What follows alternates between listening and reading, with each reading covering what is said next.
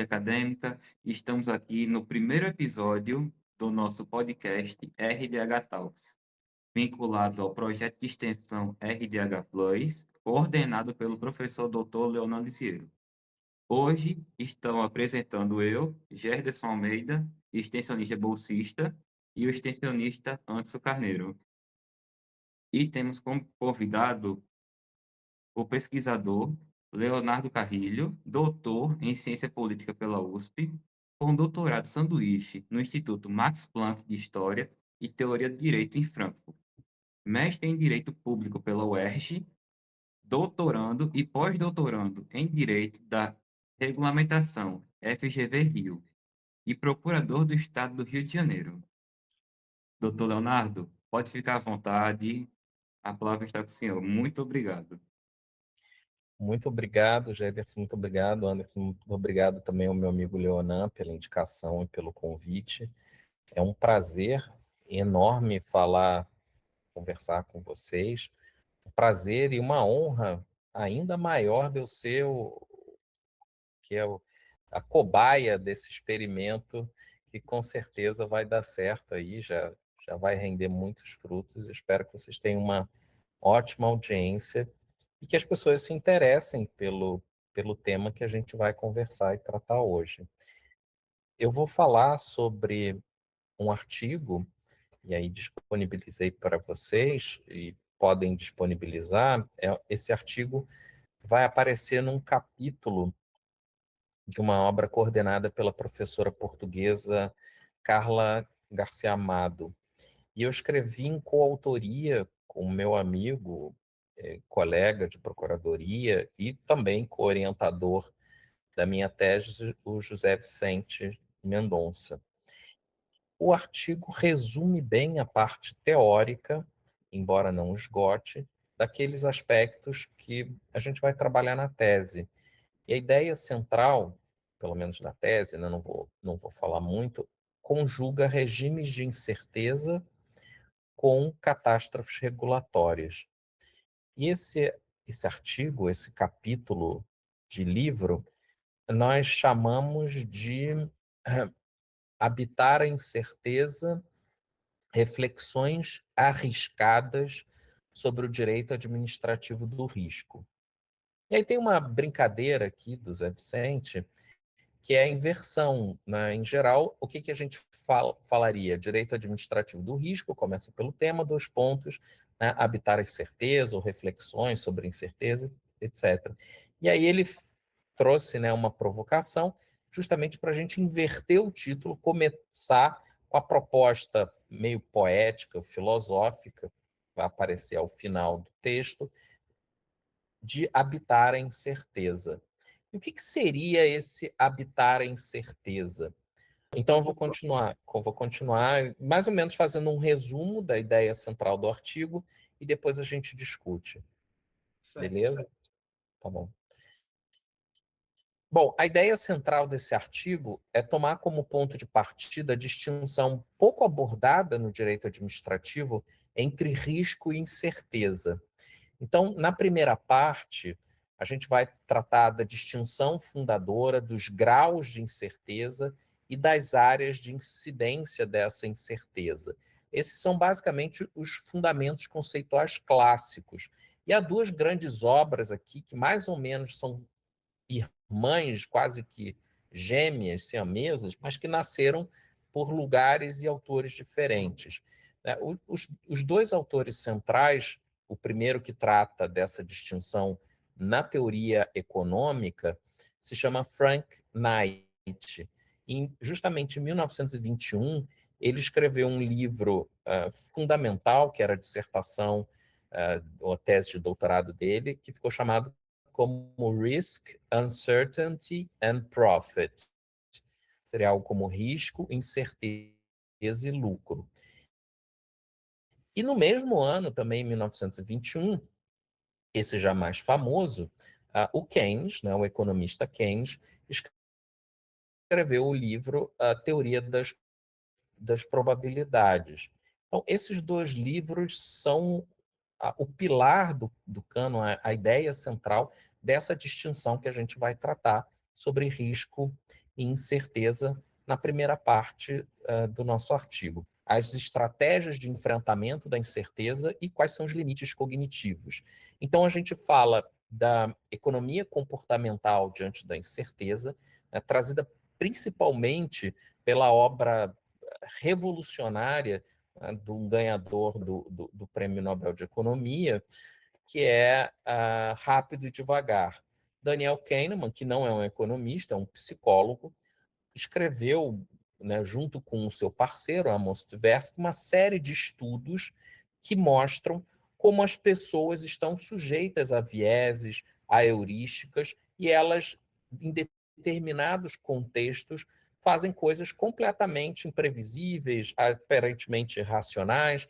Todos nós somos assim, e eles reformularam ou contribuíram para reformar a ideia muito central na economia, no direito, de uma racionalidade quase ilimitada, total, né? Pensem aí nos iluministas, né? Immanuel Kant, para uma ideia mais modesta de uma racionalidade limitada, em que a gente está justamente sujeito a uma série de imprevistos, variações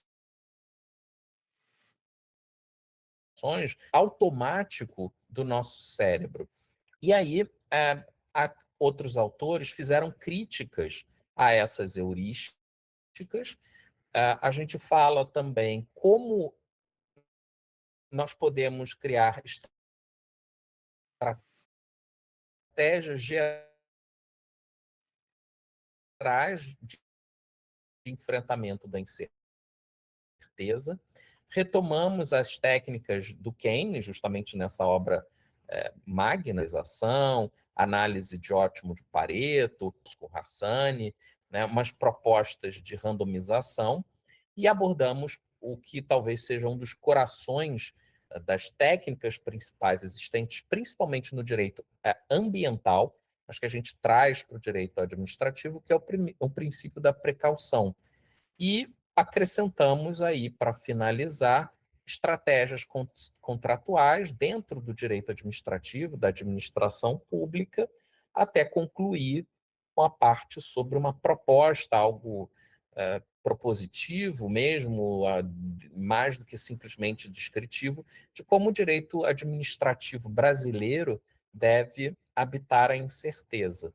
Então, não quero passar muito do meu tempo regulamentar e deixar o espaço para vocês, a partir dessas intuições principais, para a gente discutir o que é exatamente incerteza e risco, como a gente aplica isso no direito brasileiro, quais são outras aplicações, por exemplo, para catástrofes, né, como é o caso da minha tese, para desastres, e correção de uh, categorias centrais do direito administrativo, como erro administrativo, a ideia mesmo de força maior, caso fortuito, lá do direito civil, do direito administrativo. Será que eles ainda fazem sentido quando a gente pensa nessas categorias mais sofisticadas dos regimes da incerteza? Então, esse é o grande panorama do artigo, que tem uma conexão evidente com a minha tese de doutorado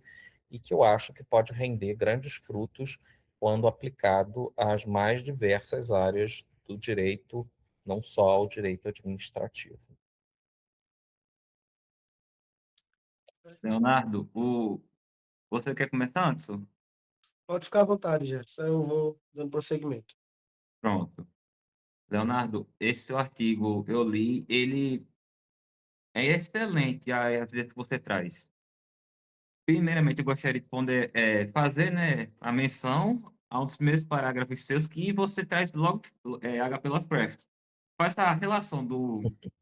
Começa. Essa foi O uma ideia do diabo. Zé Vicente, ele é um apaixonado pela literatura de mistério, suspense, né? Até difícil classificar o Lovecraft, e aí, graças a ele, eu baixei o artigo, não posso falar, né? Mas tem um piratão, recomendo que comprem um livro, mas se não, tem um PDF em inglês, em português. Li a história é deliciosa, foi revolucionária e tem tudo a ver com o artigo. Mas desculpa te interromper. Não, fique à vontade. E Mas o primeiro questionamento que eu queria fazer é como é que a gente vai saber quando é uma catástrofe? Porque, tipo, às vezes o ente público ele não vai ter a certeza completa. Aí quando é que vai ser aplicado esse princípio da dizer uma catástrofe, temos que diminuir a burocracia e tal, ou porque vai ficar um negócio, porque pode ficar um negócio meio solto, tipo, para mim tudo é catástrofe, ou para mim nada é catástrofe. Uhum. É, é uma pergunta muito interessante e geralmente isso acontece quando a gente tem categorias cinzentas, difíceis de você caracterizar. Então, o que está por trás da sua pergunta é: o que que é uma situação normal? O que que é uma situação emergencial? Supondo que seja uma situação emergencial, é uma calamidade? Esses são termos, por exemplo, que a legislação usa, né? O que que é um acidente, um incidente, um desastre, uma catástrofe? E aí o seu diagnóstico é verdadeiro. Se existem mecanismos, por exemplo, na lei de licitações, de você, em situações emergenciais, você fazer contratação direta. Então, tem um impacto prático. Se tudo for emergencial, e às vezes o administrador público malandramente faz isso, né? Se tudo for uma catástrofe, se tudo for um desastre, então você pode jogar a lei no lixo. Todos os rigores, né, todo o controle da administração pública que deveria incidir, ele é ah, fragilizado. Então, qual é a primeira parte da minha resposta? Eu não acho que exista no direito brasileiro uma categorização tão clara entre desastre e catástrofe em termos de magnitude. Praticamente tudo é confundido, tudo se usa como se fosse desastre e como sinônimo de emergência e urgência. A gente pode pensar, bom, mas aí as palavras tanto faz, né? Se tanto faz usar uma coisa ou outra, né? Isso não seria tão relevante. E aí eu discordo. Eu acho que é sim, há uma. Se a gente puder, existem vários critérios, né? Critérios quantitativos, critérios qualitativos, para a gente configurar o que é um incidente, uma emergência, um desastre, uma catástrofe. Né? O número de mortos, o número de pessoas afetadas, qual é a extensão econômica do dano, né? Quanto em termos de dinheiro aquilo afeta, se as infraestruturas de defesa, por exemplo, né, o corpo de bombeiros, a polícia, se isso fica afetado apenas localmente, nacionalmente, globalmente, se o município, vamos pensar um caso de chuva, chuvas muito intensas, né? Isso é recorrente, ainda mais agora com o aquecimento global. Se você se o próprio município consegue resolver aquele problema com a infraestrutura dele, com os recursos dele, o que na configuração do Brasil é um pouco difícil para 5 mil e tantos municípios, né? Bom, isso não é um acidente, um desastre, uma emergência, um desastre pequena monta. Mas vamos pensar nas grandes catástrofes, né? O que aconteceu em Porto Alegre, o que aconteceu já num nível imenso, né? Mas o que aconteceu em Teresópolis, em Petrópolis, né? De enchentes, alagamentos, destruição massiva de casas, aí você já fica mais num terreno mais duvidoso, em que o município não consegue resolver os seus problemas. Muitas vezes ele precisa da ajuda do Estado, de verbas do Estado, do corpo de bombeiros, às vezes de outra região, né? Então, isso mostra uma gradação que não banaliza o conceito. Agora, tem, na minha percepção, catástrofes em que nem mesmo o país, algo tão grande que o próprio país tem dificuldade de lidar e você precisa até mesmo de empréstimos do exterior, ou você precisa pedir ajuda à infraestrutura do exterior. É muito frequente na Europa, por exemplo, que grandes incêndios por conta da seca levam a países, por exemplo, como a França, que é um país rico, pedir ajuda de helicópteros ou infraestruturas de outros países por conta da União Europeia para que consiga resolver os seus problemas desses desastres. Então, eu acho que a categoria catástrofe, desastre, emergência, urgência são importantes. Não dá para fazer como diz a doutrina, chamar tudo da mesma coisa, e aí, bom, ou nada é urgente, né, tudo é desastre, ou, como você chamou a atenção, né, tudo é catástrofe, e aí você banaliza o conceito e, consequentemente, também os mecanismos de controle. Mas a ideia que está por trás desse artigo, e eu posso resumir da seguinte forma, é que, em geral, a gente lida mais ou menos bem com a ideia de risco. Risco, e aí eu entro um pouco no artigo e já falo qual é a ideia principal que talvez a gente tenha que levar desse bate-papo. O que diz o Frank Knight? Risco é algo que você tem probabilidades certas. Você tem muitas informações e você consegue calcular. Então você diz qual é o risco de um acidente de barragem, qual é o risco de acontecer um incêndio na universidade, qual é o risco de cair um tornado, não, cair um raio ou passar um tornado no Brasil, cair um meteoro no Brasil. Você vai calcular isso a partir de séries históricas, de dados pré-existentes. Agora, a gente tem uma outra figura que está relacionada ao desastre, à catástrofe, e esse é o centro, que é a incerteza. Na incerteza, faltam informações. E é por isso que o texto do Lovecraft é tão interessante. E aí, para o nosso ouvinte que não está familiarizado, né, o texto, que é um textinho curto, né, que depois se tornou um livro, foi ampliado com outras histórias, se chama A Cor que Caiu do Céu. Eu mencionei meteoro, e é isso que acontece. Cai um objeto estranho, que se chamam de meteoro, e esse objeto é tão bizarro, tem propriedades físicas tão curiosas, que ninguém sabe determinar o que é. Que troço que é esse? É uma cor que os espectros dos nossos instrumentais não conseguem dizer que cor é aquela. Ele começa, à medida que ele vai interagindo com as plantas, com a fauna e com os próprios humanos, ele vai causando como se fossem mutações, reações que as pessoas não sabem exatamente o que é. Então, claro que isso está na literatura, né, fantástica, digamos assim, mas é um pouco o que acontece no dia a dia da administração pública, não da forma banalizada, né, como faz levanta o problema da sua questão. Mas muitas vezes há uma incerteza oculta e que as pessoas simplesmente ignoram. No seu limite mais radical, existem as incertezas profundas. É um estado de ignorância, como o do artigo. Você não sabe nada sobre nada. Qual o tipo de perigo, o que ele causa, como ele age, quais são os mecanismos. Então, é preciso pensar a incerteza não para banalizá-la, mas como um problema real. Agora, isso não quer dizer que a categoria do risco não seja importante.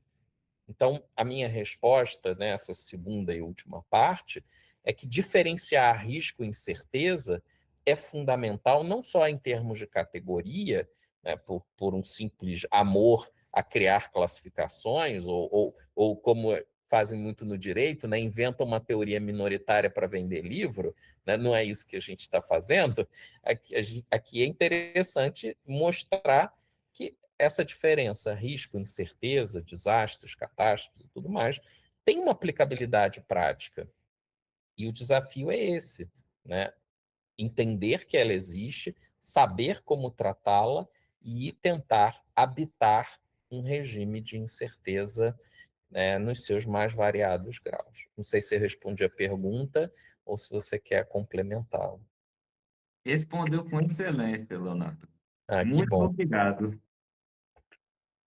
Certo. Leonardo, trazendo dentro desse mesmo viés que o senhor já está falando, sobre a distinção que existe entre a incerteza e o risco. E eu teria duas perguntas para o senhor. Uma delas seria saber se a administração pública, de uma maneira indireta ou até mesmo diretamente, ela finge ter um controle diante de um cenário de tantas incertezas. E também a minha segunda pergunta seria, dentro do artigo do senhor, o senhor coloca a incerteza com diferentes graus. Eu queria que o senhor mostrasse de forma aplicada para a gente essas distinções. Perfeito. Eu vou começar então pelo mais fácil, que é o que está no artigo, e depois eu vou falar da sua primeira pergunta, que é super interessante, mas aí eu preciso vincular pelo menos a minha tese, e é algo que eu conheço.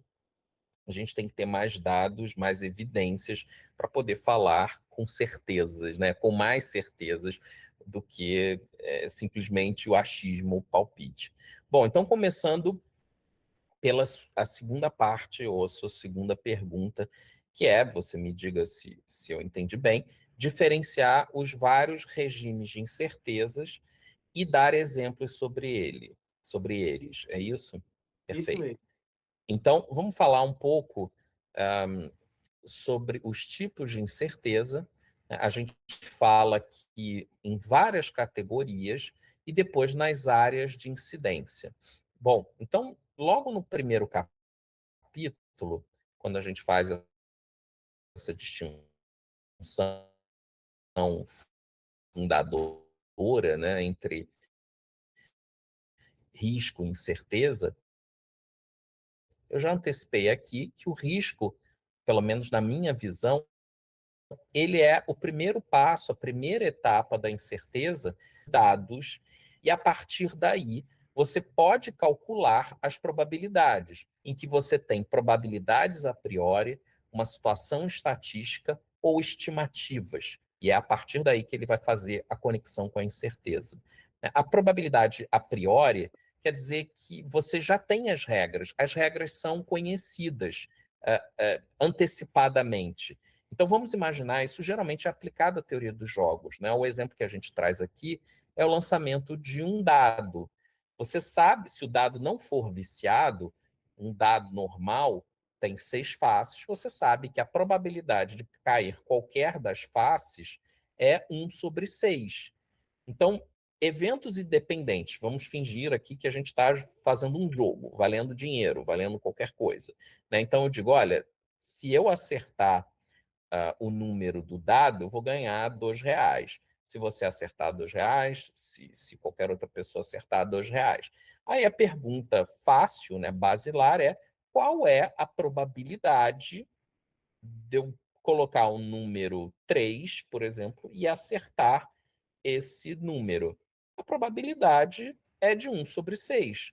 O que isso quer dizer? Que a probabilidade, as regras estão dadas, né? As regras do jogo estão dadas. Eu sei que o dado não é viciado, é um dado justo e, portanto, objetivamente eu consigo estabelecer as probabilidades. A gente pode pensar também no exemplo clássico de um lançamento de moedas. Isso envolve risco. A teoria dos riscos, aliás, tem um artigo clássico, né, o chamado problema ou paradoxo de São Petersburgo, é uma coisa interessantíssima que até hoje é debatido, que tem a ver com os riscos do jogo, né? Os tipos de jogo em cassino, se vale a pena ou não jogar esses jogos.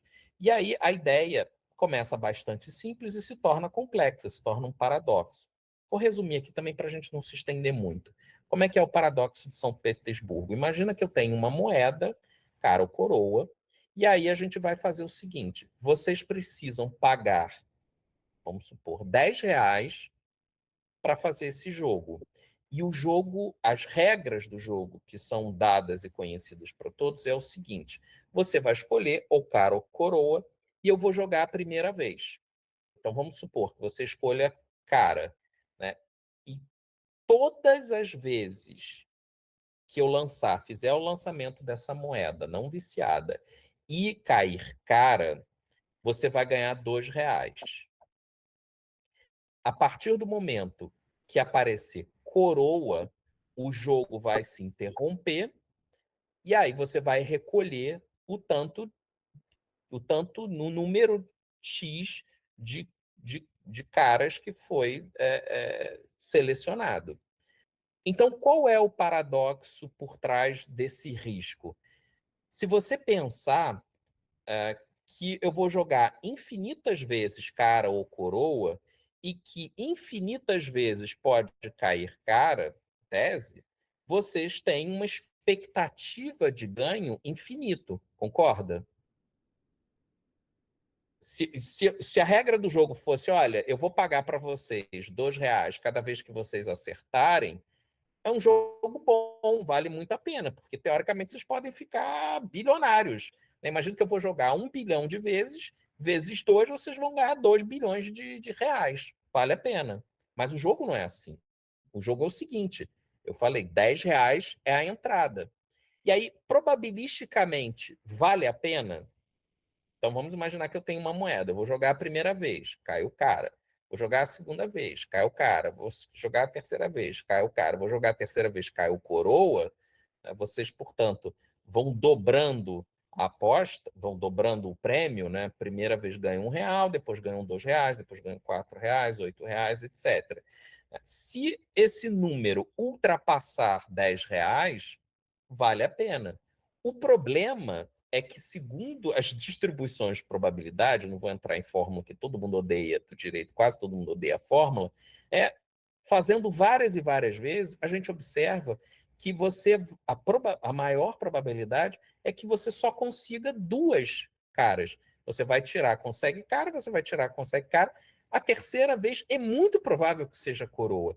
Então, você vai ganhar aí R$ 6, mas como o preço, o bilhete de entrada eram 10, você vai perder R$ 4.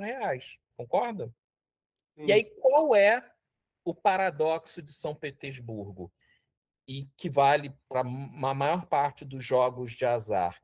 É que no tempo, se a gente fizer 1 bilhão de jogos, eu e vocês, se vocês tiverem, eu tenho 1 bilhão e vocês têm 1 bilhão a perder, o que vai acontecer é que vocês vão perder 1 bilhão. Vocês vão perder tudo que vocês apostarem no tempo. Por mais que alguns jogos, né? E quanto mais você joga, a maior parte dos jogos vocês vão ganhar. Mas, dadas regras conhecidas, vocês vão perder a maioria. Então, mesmo se você começar com 100 mil, 1 bilhão, 10 bilhões infinito, vocês vão perder ao longo do tempo todo o dinheiro de vocês, apesar de ganhar algumas coisas. Mas, lembrem, a expectativa é infinita. Então, de um lado, a pessoa que se acha sortuda, fala, eu sou muito sortudo. Ele tem uma expectativa, né, se você pensar em termos probabilísticos, de ganhar infinitamente. Mas no mundo real, quando a gente joga de fato as moedas, a distribuição média, né, são 2 jogadas em que vocês vão ganhar e o resto vocês vão perder todos.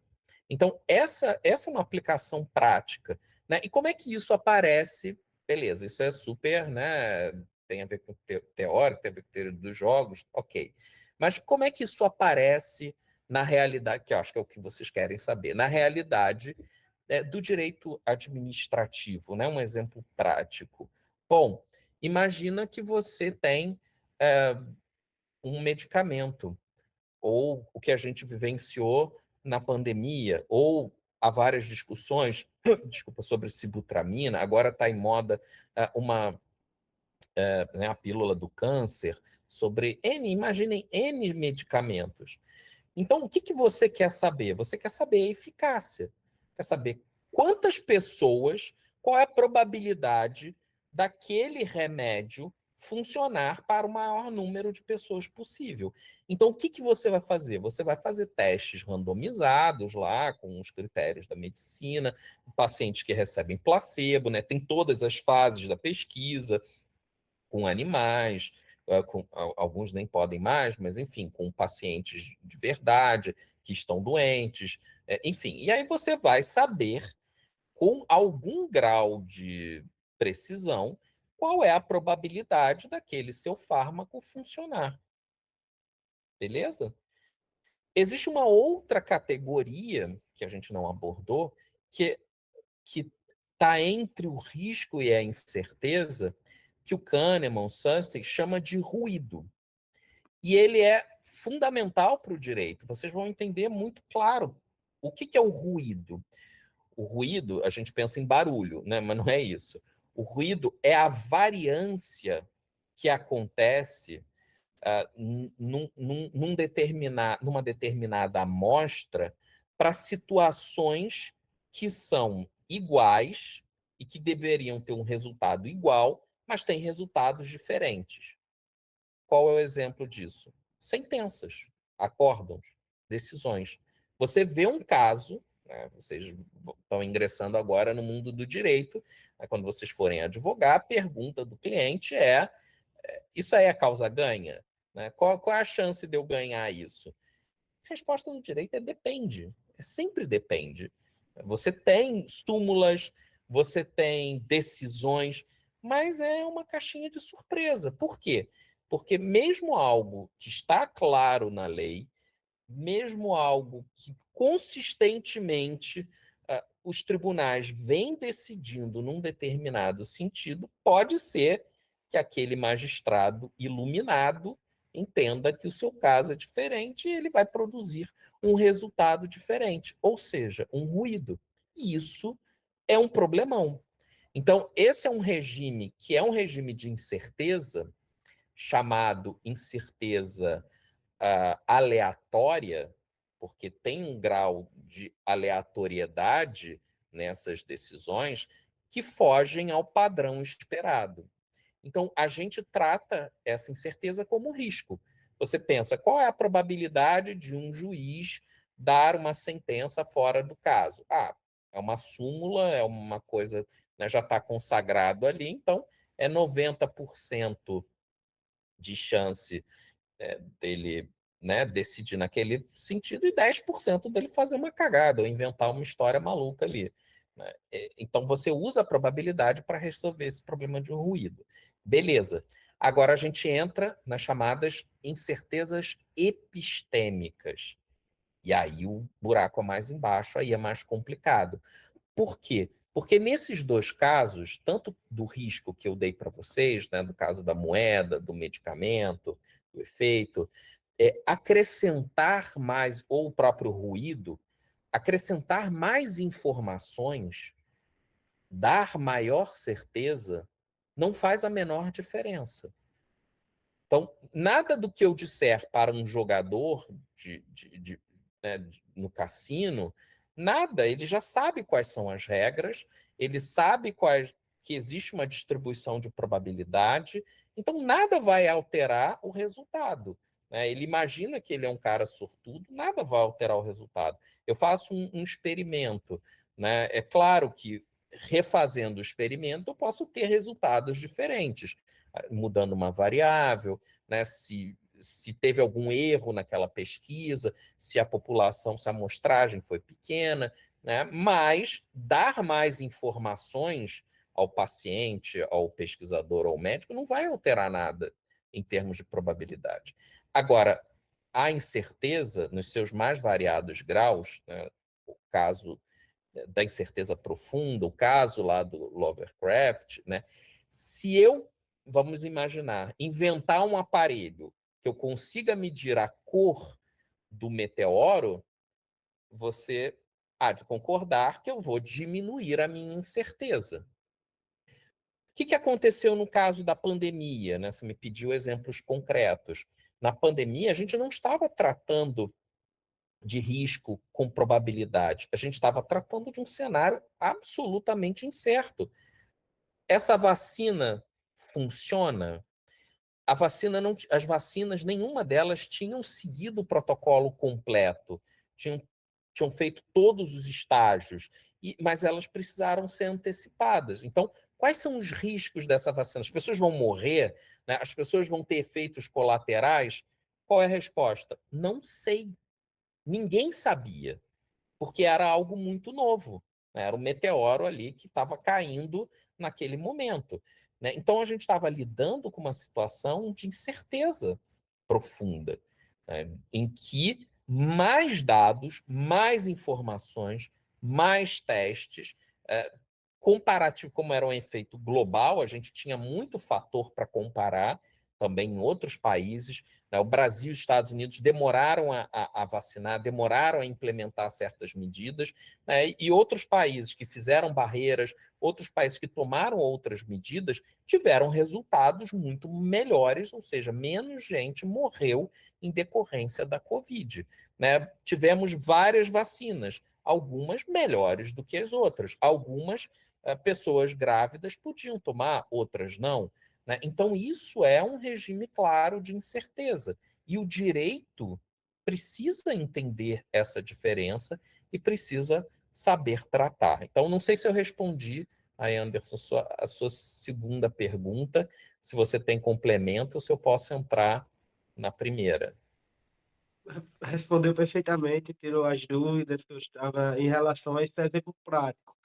E, basicamente, assim, trazendo de uma maneira mais sucinta, a gente lida com probabilidades, não é isso? É Certo. isso. De maneira geral, por exemplo, quando você, no direito regulatório, né, que é a parte que eu conheço um pouco mais, é o meu segundo doutorado, a gente usa muito, vocês já devem ter ouvido falar, em AIR, né, os estudos de impacto ambiental, matrizes de risco. Por exemplo, eu imagino que aí, assim como no Rio de Janeiro, de vez em quando a gente recebe mensagens de alerta da prefeitura porque está chovendo muito, ou aqui no caso do Rio de Janeiro, que é caótico, né? Teve recentemente, uns traficantes fecharam ruas, começaram a vandalizar, e aí as pessoas receberam alertas, dizendo, olha, alerta amarelo, vermelho, não se movimente na cidade, assim, assado. Chuvas também, né? Você está num lugar, né? Saíram para ter aula na universidade. De repente cai um pé d'água bizarro. Então, a autoridade, a defesa civil, ela vai te notificar, olha, não saia daí, não se movimente, né? Existe um risco para a sua vida. Por quê? Porque isso é calculado a uma matriz de risco, né? Tem mais ou menos a probabilidade, mas existem cenários incertos, né? E aí tem vários filmes bacanas sobre isso, um que está no Netflix, por exemplo, né? Não Olhe para Cima, não é um cenário de probabilidade, é um cenário de incerteza. Vai cair um meteoro que vai destruir a Terra, e aí a gente vê um ambiente de total negacionismo. As pessoas não estão nem aí, estão cagando.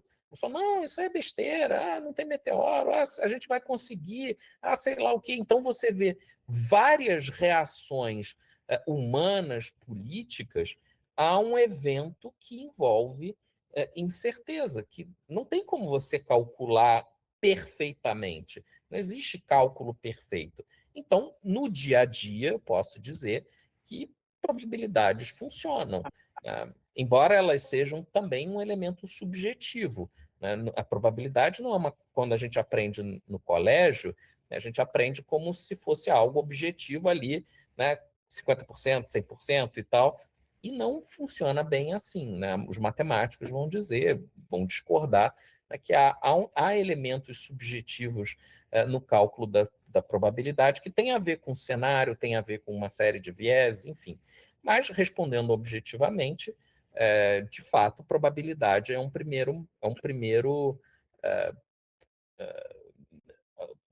primeira a porta de entrada nesse mundo dos regimes de incerteza. E a porta definitiva, e o desafio, é o que a gente chama de incerteza profunda, né? Ou incerteza epistêmica, no último grau, uma ignorância quase que total sobre os agentes, sobre o que a gente deve fazer, o que vai acontecer, quais são as consequências, como calibrar os nossos pesos. Né? Então, tudo isso, que é raro, mas é devastador, por isso é interessante, também, e não pode, né, na pergunta do Gederson, não pode ser banalizado, né? É isso que mobiliza, acho que a nossa atenção principal nesse artigo. Agora eu vou passar rapidamente para a sua primeira pergunta, que é muito interessante, e você reformula, né? Já faz um tempo que a gente está conversando.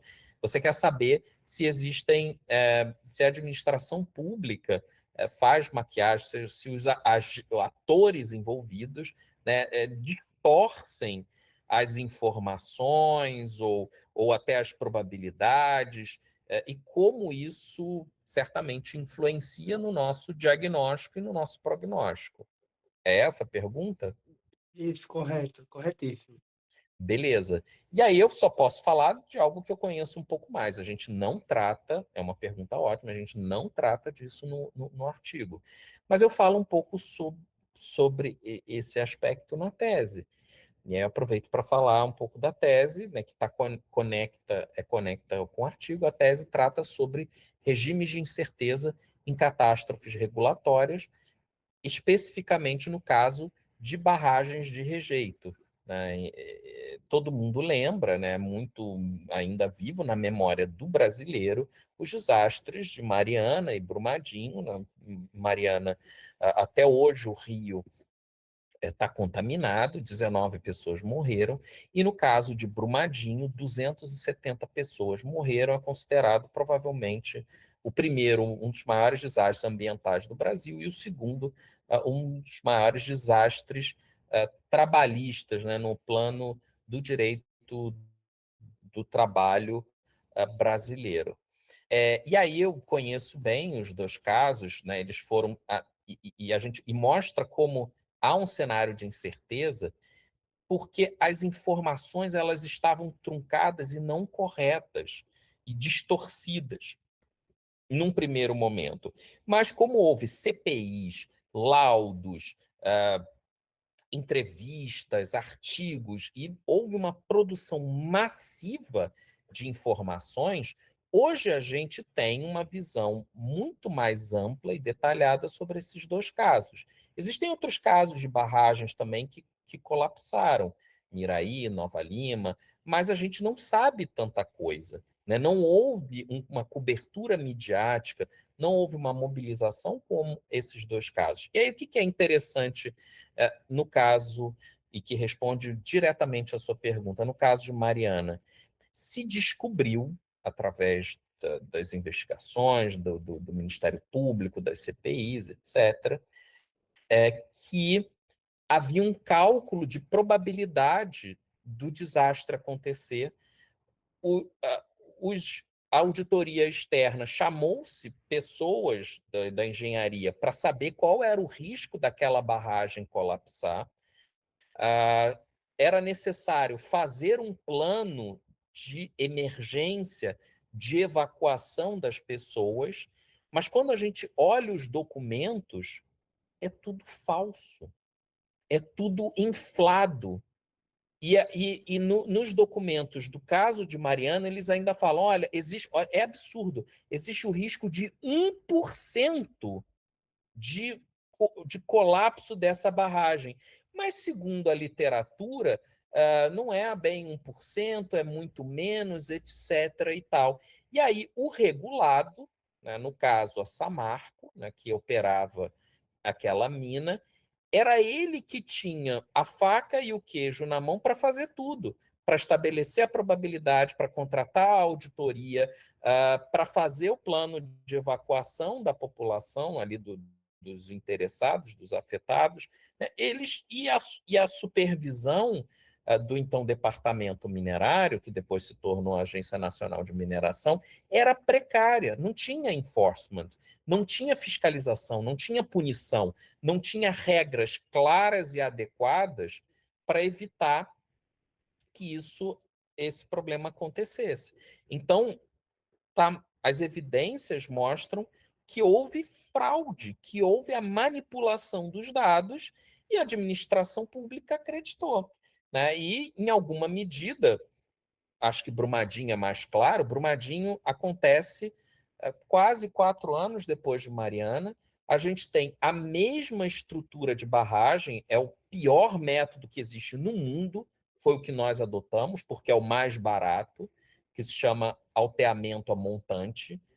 Você vai construindo, aumentando, simplificando, né? Aumentando a barragem à medida que os rejeitos vão ampliando. Então, você vai explorando a mina, né? Você vai jogando ali minério de ferro, e você vai construindo ao longo do tempo, né, mais camadas para proteger, para segurar, digamos assim, aquela piscina de rejeitos. Mas o que, que acontece? Isso é da engenharia, não é da nossa área. Acontecem trincas, falhas, a movimentação desse material que se expande, que se liquefaz, e o monitoramento nas barragens de Mariana era precário. Os monitores eram manuais, estavam quebrados, a fiscalização não estava nem aí, e o aval era, ó, tá tudo funcionando, bola para frente. Embora algumas auditorias tenham dito para fazerem reformas pontuais, algumas reformas foram feitas, mas a coisa houve o que eu chamo, né, de normalização do desvio. Isso serve para tudo na nossa vida. As organizações, geralmente, acontece um pequeno problema, né, um probleminha aqui, um probleminha ali, que por si só seria irrelevante. Só que, quando não há fiscalização, quando existe uma cultura interna do descaso, da negligência, esses desvios vão se normalizando, eles vão se somando, vão aumentando até acontecer a catástrofe. E foi isso que aconteceu no caso de Mariana, e mutatis mutandi também foi isso que aconteceu no caso de Brumadinho. Né? E havia uma empresa, no caso de Brumadinho, uma empresa alemã que fazia auditoria externa, né? Era uma barragem também a montante, muitos dos problemas já eram sinalizados no caso de Mariana e outros, mas a auditoria alemã ignorou esses fatos, maquiou as informações, e aí o segundo desastre, que não deveria acontecer, aconteceu. E dentro desse mesmo cenário que o senhor está trazendo, a gente pode citar também até a questão do desastre que aconteceu na Boate Kiss, né? Que houve uma falha terrível da administração pública, o município fazia vista grossa, e todo esse cenário contribuiu para que houvesse a catástrofe. Perfeito. Então, qual é, já falando um pouco, né, eu sei que não é sobre a minha tese, mas assim, qual é uma das descobertas, os achados interessantes da tese?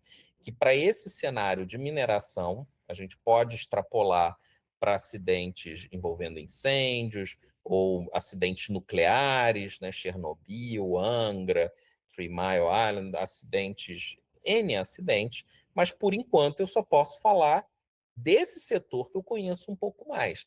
E aí existem dois fatores, duas variáveis, né, que eu chamo org, falhas de organização, problemas aí do regulado, né, de quem está operando, e déficit de enforcement, que é um problema do regulador. A falha de regulação, o regulador não fez o papel dele, ele foi negligente, ou corrupto, ou N coisas, e aí, o resultado é sempre catástrofe. Quando essas duas coisas se associam, existem outras variáveis, existem outros casos, elas mudam, mas sempre que elas estão juntas, o resultado é catástrofe. E aí, o que aconteceu no caso da Boate Kiss? Né? Embora não tenha estudado, não possa falar com propriedade, né, mas pelas matérias de jornal, documentários e tudo mais, havia um problema ali, sim, de fiscalização prévia, de não adequação às regras dos bombeiros. Houve um incidente que deveria ter sido, né, a pessoa parece que num show a pessoa soltou fogos, os fogos entraram em contato com um material inflamável e isso foi o gatilho do incêndio. Agora, o problema central é um problema de organização, porque havia duas saídas e não tinha um plano claro de evacuação. Então, aconteceu um problema que a gente fala no artigo, um problema de racionalidade prática. As pessoas que estavam próximas ao palco, todas elas foram em direção à saída. E aí criou um congestionamento. As primeiras, né, quem foi ali rápido, conseguiu sair e se salvou. Agora, outras pessoas, algumas foram para o banheiro, outras tentaram, pegaram um machado e tentaram quebrar a janela, mas racionalmente, o que as pessoas deveriam ter feito, né, se tivesse um plano de evacuação, se tivesse um sistema, como tem, né, nos prédios, né, uma pessoa responsável, a direção para a saída, vocês já devem ter visto isso no cinema, assim, né, pisca uma luzinha, saída por aqui, vem aqui, aí alguém orienta. Isso é um plano de ação. Ali naquele caso, as pessoas tinham que ter ido para outra porta. Tinha que ter dividido, olha, metade, probabilisticamente, metade vai para cá, metade vai para lá. Mas as pessoas, claro, a gente entende, no desespero, elas procuraram um caminho mais curto. E isso foi, não é que isso explica tudo, mas assim, esse foi o principal fator do desastre que são as perdas da vida humana. Mas o que a gente tem que colocar em mente, tem a ver com a tese e com o artigo, é que os erros, eles nunca são expurgados. A ideia do direito administrativo, ele está muito preocupado com reparação, o direito civil também, com culpa. Né? Quem é o responsável? Quem a gente vai punir? Quanto custou? Quais foram os danos? São todas perguntas importantes, mas que elas servem depois que já aconteceu. Agora, quando a gente fala em habitar a incerteza, a gente tem que dar um passo antes. A gente tem que aprender com os erros, aprender com situações análogas, pensar no worst case scenario, quer dizer, qual é o cenário da pior hipótese, qual é a maior catástrofe que pode acontecer, quais são os mecanismos que levam a essa catástrofe e o que a gente tem que fazer para que isso não aconteça. Quais são todos os passos, todo o dinheiro que a gente vai investir, todas as medidas precaucionárias que a gente vai tomar para que isso não aconteça. Mas eliminar o erro, transformar tudo em probabilidade, né, impedir absolutamente que uma catástrofe, um desastre aconteça, é simplesmente impossível. Então a gente tem que saber lidar com a contingência e, como a gente fala, né, aprender a habitar a incerteza, que é o regime que sempre existiu, mas que a gente parece estar tomando consciência recentemente. E fecha todo, amarra tudo isso que a gente falou, a frase que está no artigo. Aqui no Brasil, né, o primeiro passo para a gente poder redefinir o próprio o direito administrativo, né, como uma tomada, como parte, né, de um processo de tomada racional, né, de tomada de decisão nos cenários de incerteza, é ter a consciência que a incerteza existe e que existem meios para a gente tratá-la. E aí a gente conclui, talvez o direito administrativo do risco não deva pretender eliminar a incerteza, mas sim aprimorar o quanto antes suas capacidades institucionais de diagnóstico, de adaptação e de aprendizado sobre como habitá-la. Essa é a mensagem para que resume e, enfim, né, chama a ação tanto vocês da graduação como os nossos colegas dos mais variados âmbitos do direito a pensar esses problemas. E eu deixo aqui meu e-mail, né, para quem quiser me contactar, Léo Carrilho, tudo junto, @hotmail.com. Eu vou ter o maior prazer em mandar minha tese, se for o caso, discutir dúvidas, ou o artigo, né, se o coautor autorizar. E fecho desejando para vocês um grande sucesso nesse projeto de extensão e saibam que podem contar comigo para chamar outras pessoas, ou já me autoconvidando aqui para voltar numa outra oportunidade. E fiquei muito feliz com o convite, foi um prazer enorme. Espero que vocês tenham gostado e a gente tenha trocado e aprendido mutuamente o tanto quanto foi prazeroso o aprendizado para mim. Obrigado. Alguma pergunta? Gerson, pode ficar à vontade. Leonardo, a gente gostaria de agradecer a sua participação, ter aceitado o nosso convite, mesmo a gente não tendo nenhum episódio para lhe mostrar, aceitou participar do nosso projeto. Então, pelo projeto, pelo professor Leonor e por todos os participantes, a gente gostaria de agradecer. E agradecer também aos nossos espectadores que nos acompanharam até aqui. Deixem um like, se inscrevam e aguardo vocês no próximo episódio.